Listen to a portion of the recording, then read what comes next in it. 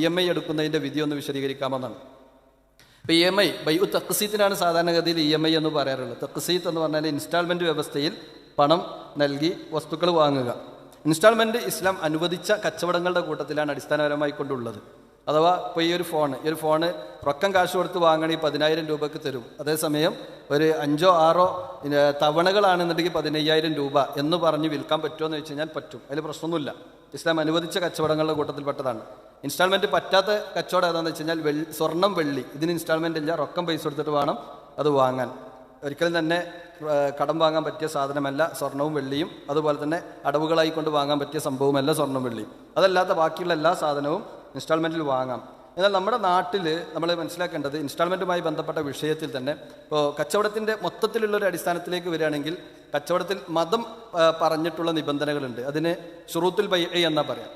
ഇനി മനുഷ്യന്മാരുണ്ടാക്കുന്ന നിയമങ്ങളുണ്ട്. അതിന് ഷുറൂത്തും ഫിൽ ബൈഅ എന്നാ പറയാം. ഒരു ചെറിയ മാറ്റം. ഒന്ന് ഷുറൂത്തുൽ ബൈഅ, രണ്ടാമത് ഷുറൂത്തും ഫിൽ ബൈഅ.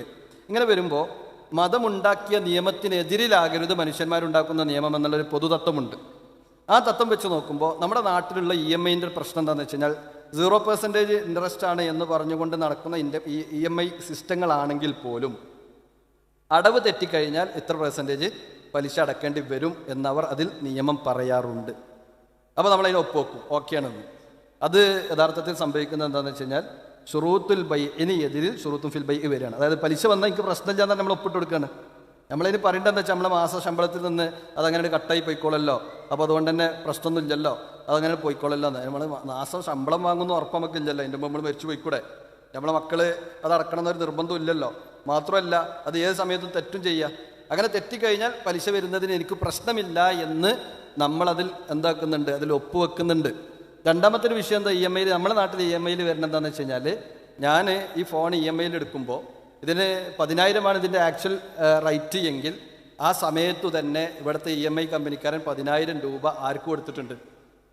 ഇത് വാങ്ങുന്ന ഏത് കടയിൽ നിന്നാണോ വാങ്ങിയത് അവർക്കത് കൊടുത്തിട്ടുണ്ട്.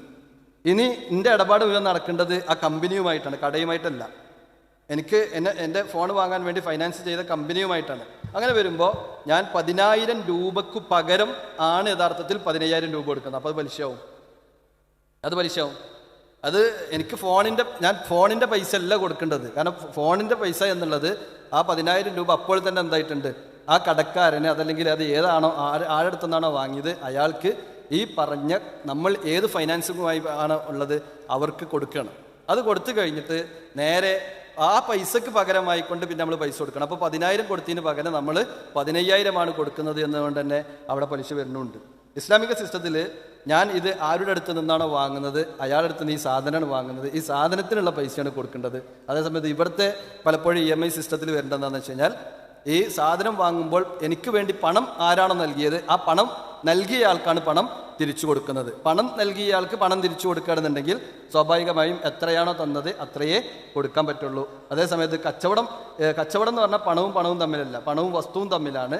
ആ സംഭവമല്ല യഥാർത്ഥത്തിൽ ഇവിടെ EMIയുടെ പേരിൽ നടക്കുന്നത് എന്നതാണ് ഇവിടുത്തെ പ്രശ്നം. ഇതിനൊക്കെ ഒരു ഇസ്ലാമികമായ ഹലാലായ രീതി ഉണ്ട്. പക്ഷേ ആ രീതികളല്ല നമ്മുടെ നാടുകളിൽ നടക്കുന്നത് എന്നതാണ് ഈ വിഷയത്തിൽ വിശ്വസംബന്ധമായി സൂചിപ്പിക്കാനുള്ള. അല്ലാഹു അലം.